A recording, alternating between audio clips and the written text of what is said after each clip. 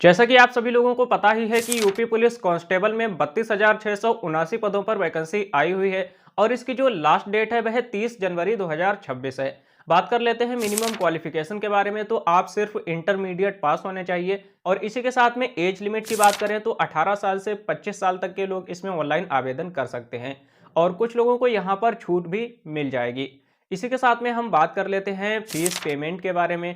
तो यहाँ पर जो भी जनरल, ओबीसी और ईडब्ल्यूएस कैटेगरी के कैंडिडेट हैं उनको यहाँ पर 500 रुपए की ऑनलाइन फीस का पेमेंट करना है। वहीं जो भी एससी एसटी कैटेगरी के लोग हैं उन्हें यहाँ पर सिर्फ 400 रुपए की ही फीस का पेमेंट कंप्लीट करना है। जो चयन प्रक्रिया है उसका स्क्रीनशॉट मैंने यहाँ पर लगा दिया है, आप लोग पूरा चार्ट देख सकते हैं।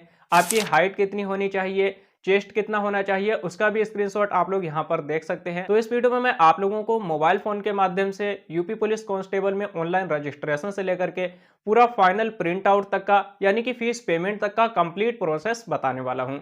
तो चलिए शुरू करते हैं। तो सबसे पहले आप लोगों को यूपी पुलिस की इस वाली वेबसाइट पर आ जाना है, जिसका डायरेक्ट लिंक मैं आपको इस वीडियो के डिस्क्रिप्शन बॉक्स में दे दूंगा।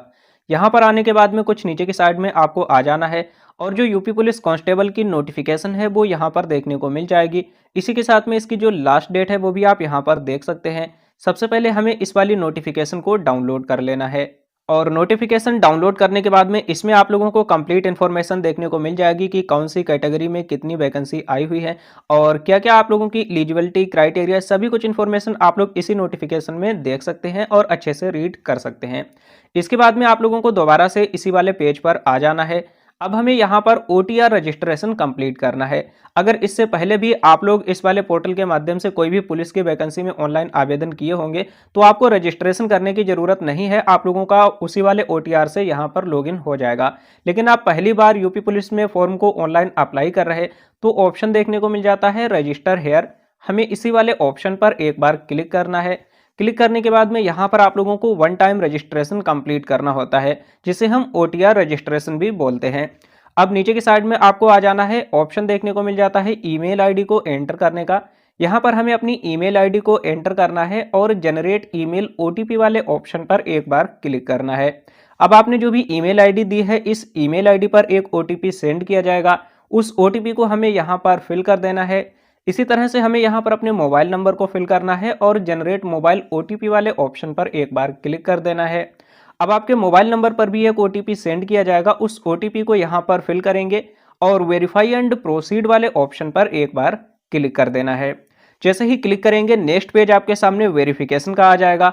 अब ये जो वेरिफिकेशन है आप लोग अपने आधार कार्ड, पैन कार्ड या ड्राइविंग लाइसेंस के माध्यम से कर सकते हैं या फिर आप लोग डिजी लॉकर के माध्यम से भी वेरिफिकेशन को कंप्लीट कर सकते हैं। इसके बाद आप लोगों को यहाँ पर अपनी पर्सनल इंफॉर्मेशन को फिल करना है और आप लोगों को अपना एक पासवर्ड क्रिएट कर लेना है। इसी पासवर्ड के माध्यम से आप लोग दोबारा से लॉगिन कर सकते हैं। जैसे ही आप लोग पासवर्ड क्रिएट कर लेंगे आपका जो OTR रजिस्ट्रेशन है वह सक्सेसफुली कंप्लीट हो जाएगा। अब OTR रजिस्ट्रेशन कंप्लीट करने के बाद दोबारा से आपको इसके होम पेज पर आना है। लॉगिन करने के यहाँ पर 3 ऑप्शन देखने को मिल जाएंगे। पहला तो है लॉगिन विद अकाउंट, दूसरा लॉगिन विद आधार आईडी और तीसरा डिजी लॉकर। तो हम यहाँ पर लॉगिन विद अकाउंट वाले ऑप्शन पर क्लिक करेंगे। अब आप लोगों को यहाँ पर अपनी ईमेल आईडी या फिर मोबाइल नंबर को फिल कर देना है। जो भी पासवर्ड आपने OTR रजिस्ट्रेशन करते समय क्रिएट किया था उसी पासवर्ड को यहाँ पर हमें फिल करना है और इसके बाद लॉगिन वाले ऑप्शन पर एक बार क्लिक कर देना है। और अब नेक्स्ट पेज कुछ इस तरह से आ जाएगा, 2 फैक्टर ऑथेंटिकेशन। अब यहाँ पर पूछा जा रहा आप लोग OTP अपनी ईमेल आईडी पर मंगवाना चाहते हैं या फिर मोबाइल नंबर पर, तो हम यहाँ पर सेंड OTP टू फोन इस वाले ऑप्शन को सिलेक्ट करेंगे। जो भी रजिस्टर्ड मोबाइल नंबर है उस मोबाइल नंबर पर एक OTP सेंड किया जाएगा, उस OTP को हमें यहाँ पर फिल करना है। देन इसके बाद लॉगिन वाले ऑप्शन पर एक बार क्लिक कर देना है। अभी आप देख सकते हैं हम इस पोर्टल में सक्सेसफुली लॉगिन हो चुके हैं और यहाँ पर जो हमारा अकाउंट है वह पहले से ही वेरीफाइड दिखा रहा है। इसी के साथ में जो डिजी लॉकर है अकाउंट वो भी वेरीफाई हो चुका है। कुछ नीचे की साइड में आ जाना है, ऑप्शन देखने को मिल जाता है ऑनलाइन एप्लीकेशन। हमें इसी वाले ऑप्शन पर एक बार क्लिक कर देना है। क्लिक करने के बाद में जो भी वर्तमान में वैकेंसी चल रही होगी उस वैकेंसी के बारे में कंप्लीट इन्फॉर्मेशन यहाँ पर हमें देखने को मिल जाएगी। एक छोटा सा बॉक्स दिखाई दे रहा, इस वाले बॉक्स पर कुछ इस तरह से टिक लगाना है। देन अप्लाई वाले ऑप्शन पर एक बार क्लिक कर देना है। अब नेक्स्ट पेज हमारे सामने कुछ इस तरह से आ जाएगा। सबसे पहले हमें यहाँ पर अपनी पर्सनल डिटेल्स को फिल करना होगा, जिसके लिए कुछ नीचे की साइड में आएंगे। काफ़ी कुछ इन्फॉर्मेशन पहले से ही यहाँ पर हमारी फिल रहेगी। अब इसमें हमें अपनी माताजी के नेम को यहाँ पर फिल करना है और इसके बाद में अपनी मैरिटल स्टेटस को बताना है कि आप मैरिड हैं या फिर अनमैरिड हैं। कुछ नीचे की साइड में आएंगे। अब आप लोगों को यहाँ पर अपने मूल निवास का विवरण देना है। तो मूल निवास में आप लोगों को डोमिसाइल सर्टिफिकेट देना होगा। अगर आप उत्तर प्रदेश से हैं तो यहाँ पर क्लिक करेंगे और यस वाले ऑप्शन को सिलेक्ट कर लेना है। देन इसके बाद आप लोगों को यहाँ पर अपनी डिस्ट्रिक्ट का नाम सिलेक्ट कर लेना है और जो आपका डोमिसाइल सर्टिफिकेट जारी हुआ है वह किसके द्वारा जारी किया गया है वो आप लोगों को यहाँ पर सिलेक्ट करना है। काफ़ी सारे ऑप्शन देखने को मिल जाते हैं, जैसे कि ADM, city magistrate, DM, SDM या फिर तहसीलदार। तो हमने यहाँ पर तहसीलदार वाले ऑप्शन को सिलेक्ट कर लिया, क्योंकि हमने खुद से ही ई डिस्ट्रिक्ट के माध्यम से अपने निवास प्रमाण पत्र को अप्लाई किया था। इसके बाद में जो भी आपका निवास प्रमाण पत्र है वो कौन सी डेट को इशू हुआ था, वो डेट आप लोगों को इस कैलेंडर के माध्यम से सिलेक्ट कर लेना है। जो आपका निवास प्रमाण पत्र आवेदन संख्या है वो यहाँ पर फिल करेंगे और इसी के साथ में जो भी प्रमाण पत्र संख्या है यानी कि सर्टिफिकेट सीरियल नंबर वो यहाँ पर फिल कर देंगे। ये सारी कुछ इन्फॉर्मेशन आपके डोमिसाइल सर्टिफिकेट पर दी हुई रहती है, आप चाहें तो उसी में से देख करके यहाँ पर फिल कर सकते हैं। और इसके बाद कुछ नीचे की साइड में आ जाना है। अब आप लोगों को यहाँ पर अपनी कास्ट कैटेगरी सिलेक्ट कर लेना है। तो हम सिलेक्ट वाले ऑप्शन पर क्लिक करेंगे। यहाँ पर आप लोग EWS, SC, ST, OBC जिस भी कैटेगरी से आते हैं वो आपको सिलेक्ट करना है। और इसके बाद में यहाँ से आप लोगों को डिस्ट्रिक्ट का नाम सिलेक्ट कर लेना है, जिस भी डिस्ट्रिक्ट से आप लोगों का कास्ट सर्टिफिकेट इशू हुआ है। और डिस्ट्रिक्ट का नाम सिलेक्ट करने के बाद में अब आप लोगों को यहाँ से अपनी स्टेट का नाम सिलेक्ट कर लेना है। और डिस्ट्रिक्ट का नाम सिलेक्ट करने के बाद में अब आप लोगों को जारीकर्ता का नाम सिलेक्ट कर लेना है, किसके द्वारा आपका कास्ट सर्टिफिकेट जारी किया गया है। और यहाँ पर आप लोगों को डेट को सिलेक्ट करना है। जो भी आप लोगों का एप्लीकेशन नंबर है उस एप्लीकेशन नंबर को फिल करना है और इसी के साथ में सर्टिफिकेट सीरियल नंबर को यहाँ पर फिल कर देना है।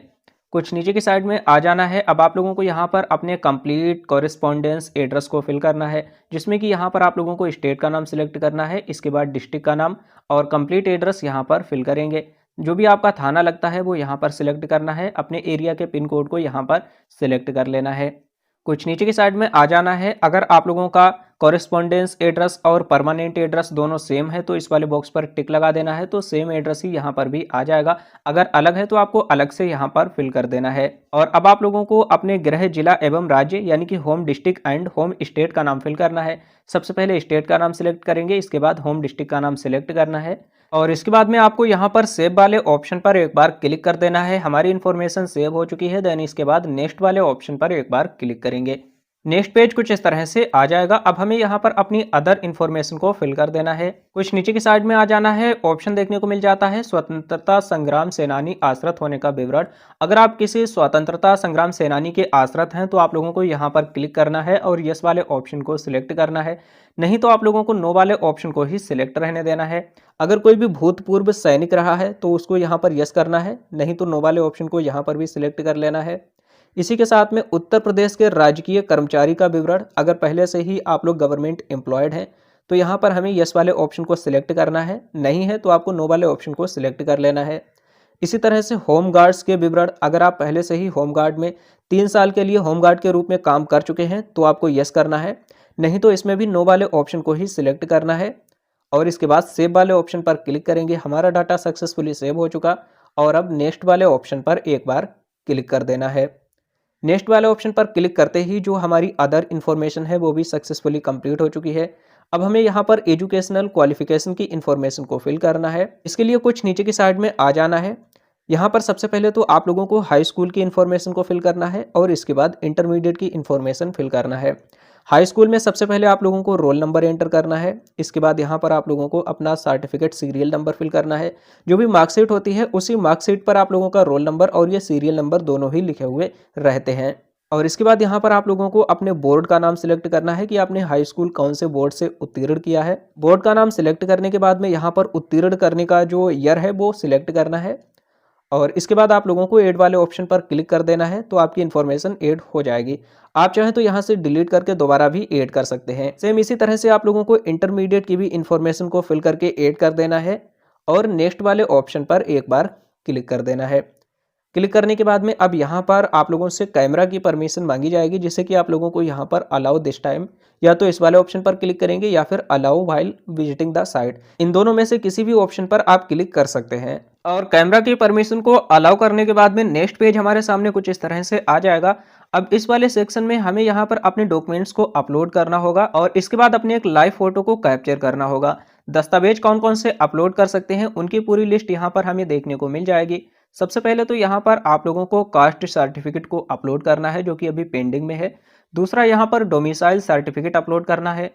इसी के साथ में आप लोगों को यहाँ पर अपने 10th स्टैंडर्ड या फिर इक्विवेलेंट सर्टिफिकेट को अपलोड करना है। और इसके बाद में यहाँ पर आप लोगों को अपनी 10th की मार्कशीट को अपलोड करना है। 12th का आप लोगों को यहाँ पर सर्टिफिकेट अपलोड करना है और 12th की मार्कशीट को अपलोड करना है। बहुत से लोग ऐसे हैं जिनके पास में 12th या फिर 10th का सर्टिफिकेट अवेलेबल नहीं है, सिर्फ उनके पास में मार्कशीट ही अवेलेबल है। तो इन दोनों ही सेक्शन में आप लोगों को मार्कशीट ही अपलोड करनी है। यहाँ पर आप लोगों को दोनों में 10th की मार्कशीट अपलोड करनी है और इसमें आप लोगों को 12th की मार्कशीट को अपलोड करना है। डॉक्यूमेंट अपलोड करने के लिए आपको यहाँ पर जो ऑप्शन दिखाई दे रहा है, इस वाले ऑप्शन पर एक बार क्लिक करेंगे और यहाँ पर इसका साइज वगैरह भी दिया हुआ है। मैक्सिमम साइज 1 MB रहना चाहिए। ब्राउज वाले ऑप्शन पर एक बार क्लिक कर देना है। तो डॉक्यूमेंट हमने यहाँ पर सिलेक्ट कर लिया है और डॉक्यूमेंट का जो फॉर्मेट है वो PDF ही रहना चाहिए। इसके बाद हमें यहाँ पर सेव वाले ऑप्शन पर एक बार क्लिक कर देना है और इसके बाद ओके वाले ऑप्शन पर एक बार क्लिक करेंगे। हमारा जो डॉक्यूमेंट है वह सक्सेसफुली यहाँ पर अपलोड हो चुका है। जैसे कि आप लोग देख सकते हैं, एक दस्तावेज हमारा यहाँ पर अपलोड हो चुका है। इसी तरह से आप लोगों को इन सभी डॉक्यूमेंट को एक एक करके अपलोड कर देना है। तो अभी आप लोग देख सकते हैं मैंने एक एक करके सभी डॉक्यूमेंट्स को यहाँ पर अपलोड कर दिया है। अगर कोई गलती से आपसे कोई दूसरा डॉक्यूमेंट अपलोड हो जाता है तो यहाँ पर डिलीट का भी ऑप्शन मिल जाता है। इस पर क्लिक करके आप उसे डिलीट कर सकते हैं और दूसरा डॉक्यूमेंट अपलोड कर सकते हैं। अगर आपको दस्तावेज देखना है कि हमने कौन सा अपलोड किया है तो यहाँ पर आँख का ऑप्शन मिल जाता है। इस पर क्लिक करके आप अपने दस्तावेज को देख सकते हैं। अब हमें कुछ नीचे की साइड में आ जाना है और यहाँ पर आप लोगों को अपने एक लाइव फोटो को कैप्चर करना है। फोटो किस तरह से कैप्चर करना है, क्या क्या इंस्ट्रक्शंस रहेंगे, तो इससे पहले आप लोगों को कुछ सैंपल्स देख लेने हैं। यहाँ पर ऑप्शन देखने को मिल जाता है सैंपल्स ऑफ फ्यू रिजेक्टेबल फोटोज। हमें इसी वाले ऑप्शन पर एक बार क्लिक करना है। तो कुछ इस तरह से आप लोगों को सैंपल देखने को मिल जाएगी कि किस तरह से आप लोगों को फोटो को नहीं खींचना है और किस तरह से कैप्चर करना है। तो अभी आप लोग देख सकते हैं आप लोगों को इस तरह से अपने फोटो को बिल्कुल भी कैप्चर नहीं करना है जिसमें सिर्फ आपका फेस दिख रहा हो। दूसरा आप लोग यहाँ पर देख सकते हैं साइड से आप लोगों को खड़े नहीं होना है, बिल्कुल बीचों बीच में आप लोगों को खड़े होना है। इसी तरह से आप लोगों को कोई भी सनग्लासेस वगैरह अपनी आंखों पर नहीं लगाना है और आप लोगों के जो बाल हैं वो आपकी आंख पर नहीं आने चाहिए और जो बैकग्राउंड है वह मल्टी कलर का नहीं होना चाहिए, जैसे कि आप देख सकते हैं। और भी यहाँ पर काफ़ी सारे रिजेक्टेबल फोटो दिए गए हैं। इस तरह से हमें अपने फोटो को कैप्चर नहीं करना है। जो सही तरीका है वो आप लोगों को यहाँ पर देखने को मिल जाएगा। हमें इस तरह से अपने फोटो को कैप्चर करना है, बिल्कुल बीचों बीच में आप लोगों को आना है और जो बैकग्राउंड है वह आप लोगों का बिल्कुल व्हाइट यानी कि प्लेन होना चाहिए। अभी मैं आप लोगों को पूरा एक लाइव फोटो कैप्चर करके भी दिखा देता हूं। अब फोटो कैप्चर करने के लिए आपको यहां पर ऑप्शन देखने को मिल जाता है कैप्चर लाइव इमेज। हमें इसी वाले ऑप्शन पर एक बार क्लिक कर देना है। तो यहां पर आप लोग देखिए कुछ इस तरह से आप लोगों को बिल्कुल प्लेन बैकग्राउंड के सामने खड़े होना है। आपके फेस पर प्रॉपर लाइटिंग आनी चाहिए और आपका जो फेस है उस फेस को इस सर्कल के बिल्कुल बीचों बीच में रखना है। अपनी पलक को एक दो बार ऐसे झपकना है और इसके बाद में आप लोगों को कैप्चर का ऑप्शन देखने को मिल जाता है। हमें इसी वाले ऑप्शन पर एक बार क्लिक कर देना है। तो हमने अपने फेस को यहाँ पर कैप्चर कर लिया है। कुछ देर तक वेट करेंगे। यहाँ पर देखिए लिख करके आ चुका है आपकी छवि डिजी लॉकर से 98.81% मैच हो चुकी है। तो हमारा फोटो यहाँ पर सक्सेसफुली कैप्चर हो चुका है और अब हमें कुछ नीचे की साइड में आ जाना है। अभी आप लोग देख सकते हैं कुछ इस तरह से हमारा जो फेस है वह कैप्चर हो चुका है। आपको भी इसी तरह से अपने फेस को कैप्चर करना है। नीचे आप लोगों को यहाँ पर अपने सिग्नेचर को भी अपलोड करने हैं। सिग्नेचर का जो साइज है वो भी आप देख सकते हैं, मैक्सिमम 20 KB रहना चाहिए। ब्राउज वाले ऑप्शन पर क्लिक करेंगे और जहाँ पर भी आपके सिग्नेचर रखे हैं वो आप लोगों को यहाँ पर अपलोड कर देने हैं। सिग्नेचर को अपलोड करने के बाद में अब कुछ नीचे की साइड में आपको आ जाना है। ऑप्शन देखने को मिल जाएगा सेव। हमें इसी वाले ऑप्शन पर क्लिक करना है और इसके बाद नेक्स्ट वाले ऑप्शन पर एक बार क्लिक कर देना है और इसके बाद नेक्स्ट पेज हमारे सामने कुछ इस तरह से आ जाएगा। अब हमें यहाँ पर अपनी पोस्ट का प्रेफरेंस देना है। इसके बाद सबमिट कर देंगे। नीचे की साइड में आ जाना है। 5 पोस्ट तक आप प्रेफरेंस दे सकते हैं। जिस भी पोस्ट पर आप पहली प्रेफरेंस देना चाहते हैं उसी के जस्ट सामने ही आपको प्लस का आइकॉन दिखाई दे रहा है।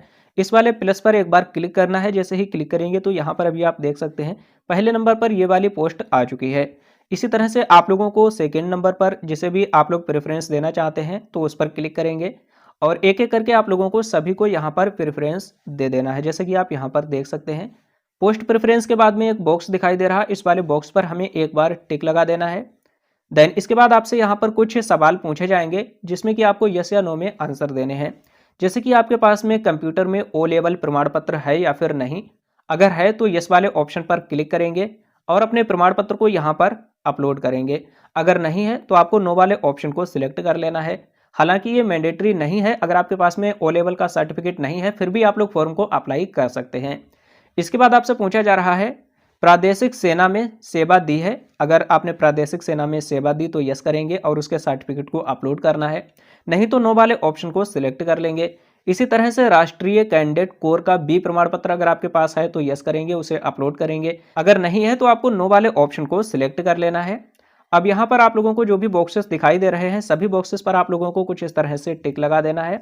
अब यहाँ पर आप लोगों से कुछ यस या नो में पूछा जाएगा। जैसे कि यहाँ पर एक घोषणा पत्र दिया हुआ है, अच्छे से आप लोगों को रीड कर लेना है और इसके बाद में इसमें आप लोगों को यस वाले ऑप्शन को सिलेक्ट करना है। इसी तरह से यहाँ पर मैं घोषणा करता हूँ या करती हूँ कि मुझे किसी भी विधि द्वारा स्थापित किसी भी न्यायालय द्वारा कभी भी दोषी नहीं ठहराया गया है, तो इसमें भी हम यस वाले ऑप्शन को सिलेक्ट करेंगे और इसमें भी हम यस वाले ऑप्शन को ही सिलेक्ट कर लेंगे। नीचे की साइड में आ जाना है, यहाँ पर एप्लीकेंट के सिग्नेचर आ जाएंगे। जिस भी डेट को फॉर्म सबमिट कर रहे हैं वो डेट यहाँ पर देखने को मिल जाएगी। और जो भी आपका प्लेस है, प्लेस में आप अपने सिटी टाउन डिस्ट्रिक्ट या अपने विलेज का नाम भी दे सकते हैं। और इसके बाद प्रीव्यू एप्लीकेशन वाले ऑप्शन पर एक बार क्लिक कर देना है। और जैसे ही प्रीव्यू एप्लीकेशन वाले ऑप्शन पर क्लिक करेंगे आप लोगों के एप्लीकेशन का पूरा फॉर्म जो है, पूरा प्रीव्यू कुछ इस तरह से देखने को मिल जाएगा। अब आपको अच्छी तरह से चेक कर लेना है कि हमने जो भी इंफॉर्मेशन फिल की है उसमें कोई भी मिस्टेक तो नहीं है। अगर सब कुछ सही है तो आप लोगों को कुछ नीचे की साइड में आ जाना है और यहाँ पर आप लोगों को एक बॉक्स दिखाई दे रहा है, इस वाले बॉक्स पर हमें एक बार टिक लगा देना है। अगर मान लेते हैं कोई भी मिस्टेक हो गई है, आपने चेक किया है लेकिन आप उसे सुधार करना चाहते हैं, तो यहाँ पर देखिए एडिट का ऑप्शन मिल जाएगा। इस वाले ऑप्शन पर क्लिक करके आप अभी भी अपने एप्लीकेशन में सुधार कर सकते हैं। लेकिन सब कुछ सही है, कोई भी मिस्टेक नहीं है, तो यहाँ पर ऑप्शन देखने को मिल जाता है जनरेट ओटीपी। हमें इसी वाले ऑप्शन पर एक बार क्लिक कर देना है। जैसे ही क्लिक करेंगे अब एक बार फिर से आप लोगों के मोबाइल नंबर और ईमेल आईडी पर एक ओटीपी सेंड किया जाएगा। उस ओटीपी को हमें यहाँ पर फिल कर देना है और ओटीपी को फिल करने के बाद में वेरीफाई ओटीपी वाले ऑप्शन पर एक बार क्लिक कर देना है। और क्लिक करने के बाद नेक्स्ट पेज हमारे सामने कुछ इस तरह से आ जाएगा और पेमेंट डिटेल हमारे सामने आ जाएगी। जैसे कि हमने ओबीसी कैटेगरी सिलेक्ट की थी, इसलिए यहाँ पर 500 रुपए की फीस का हमें पेमेंट करना है। अगर आप लोग SC ST कैटेगरी से हैं तो आप लोगों को यहाँ पर 400 रुपए की ही फीस का पेमेंट कंप्लीट करना है। अब कुछ नीचे की साइड में आ जाना है, यहाँ पर आप लोगों का नाम, ईमेल आईडी और मोबाइल नंबर देखने को मिल जाएगा। और इसके बाद पे विद SBI ई पे, हमें इसी वाले ऑप्शन पर एक बार क्लिक करना है। इस वाले बॉक्स पर एक बार टिक लगाना है और आगे बढ़े वाले ऑप्शन पर एक बार क्लिक कर देंगे। जैसे ही क्लिक करेंगे कुछ इस तरह से पेज आ जाएगा जिसमें कि यहाँ पर हमारी ट्रांजैक्शन आईडी आ जाएगी और आप लोग पेमेंट जो है debit card, credit card, net banking, UPI के माध्यम से कर सकते हैं। हमने यहाँ पर यूपीआई वाले ऑप्शन को सिलेक्ट कर लिया। अब इसमें भी आपको दो ऑप्शन मिलेंगे, पहला है यूपीआई आईडी और दूसरा क्यूआर कोड। तो हम यहाँ पर यूपीआई क्यूआर कोड वाले ऑप्शन को सिलेक्ट करेंगे। देन इसके बाद पे नाउ वाले ऑप्शन पर एक बार क्लिक कर देंगे। गूगल पे, फोन पे, पेटीएम के माध्यम से आप लोग इस क्यूआर कोड को स्कैन कर सकते हैं और इसके बाद में 400 रुपये या फिर 500 रुपये आपकी कैटेगरी के अकॉर्डिंग आप लोगों को यहाँ पर पेमेंट कर देनी है। इससे पहले आपको एक चीज़ का ध्यान रखना है, पेमेंट करने से पहले आप लोग कितनी भी बार फॉर्म को एडिट कर सकते हैं, लेकिन अगर आप एक बार पेमेंट को कंप्लीट कर देते हैं इसके बाद आप लोग एक भी बार अपने फॉर्म को एडिट नहीं कर पाएंगे। तो इसलिए आप लोगों को इस चीज़ का बहुत ही ध्यान रखना है। और पेमेंट को कंप्लीट करने के बाद में आपने जो भी पेमेंट की है इसकी स्लिप को आप लोगों को डाउनलोड कर लेना है और इसके बाद आपका जो फाइनल प्रिंट आउट है वो निकल करके आ जाएगा। अगर बाई चांस पेमेंट कंप्लीट करने के बाद दोबारा से आप लोग इस वेबसाइट के होम पेज पर आ जाते हैं तो आपको घबराने की कोई भी ज़रूरत नहीं है। फिर से आपको यहाँ पर लॉगिन विद अकाउंट वाले ऑप्शन पर क्लिक कर देना है और इसके बाद यहाँ पर आप लोगों को अपने मोबाइल नंबर को एंटर करना है। जो भी पासवर्ड क्रिएट किया था उस पासवर्ड को फिल करेंगे। देन लॉगिन वाले ऑप्शन पर एक बार क्लिक करेंगे। मोबाइल नंबर पर ओटीपी आएगा, ओटीपी फिल करके सबमिट करेंगे। आप लोग इस पोर्टल में लॉगिन हो जाएंगे और लॉगिन होने के बाद में आप लोग इसके फाइनल प्रिंट आउट को डाउनलोड कर सकते हैं। तो इस तरह से आप लोग बहुत ही आसानी से यूपी पुलिस कांस्टेबल भर्ती में ऑनलाइन ही अपने मोबाइल फोन के माध्यम से आवेदन कर सकते हैं। अगर वीडियो पसंद आई हो तो वीडियो को लाइक करने के बाद में ज़्यादा से ज़्यादा लोगों में शेयर भी कर दें, जिससे कि जो लोग रह गए हैं वो लोग भी अपने फॉर्म को फिल कर सकें।